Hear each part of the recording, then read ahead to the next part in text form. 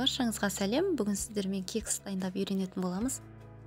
Заказға істесеңіздер де, немесе үйге істесеңіздер де еш өкінбейсіздер.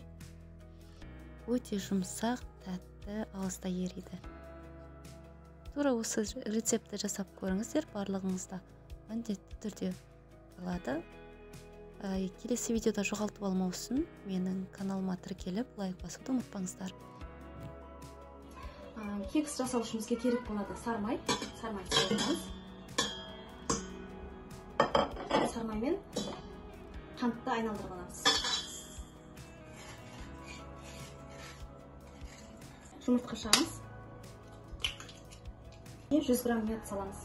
Мына жерде 100 граммнан көп болуы да мүмкін, мен на глаз салып жаттым, үйде весі сынып қапты. Енді осы массаны миксермен айналдырып аламыз.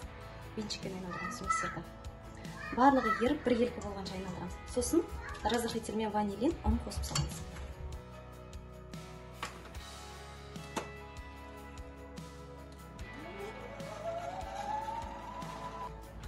Ұнның үстіне ванилинді қосамыз. Және разрыхлитель қосамыз.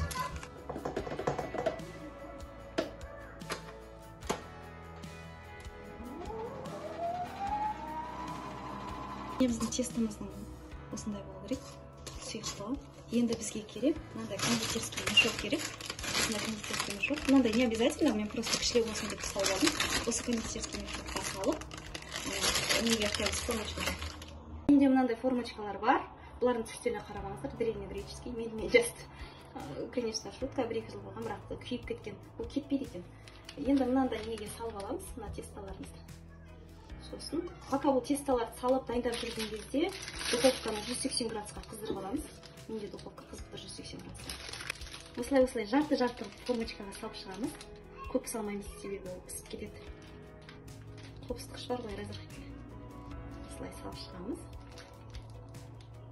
Міне, кекстарымызды құйып дайындап алдық. Енді 180 градуста қызып тұрған пешке 15-20 минут пісіріп аламыз. Ол пештің ыстықтығына байланысты.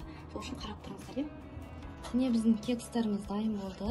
Өте жұмсақ, мінекей қарасаңыздар, көрініп тұр. Арасы да піскен. Мінекей. Өте жұмсақ. Дайындап көріңіздер.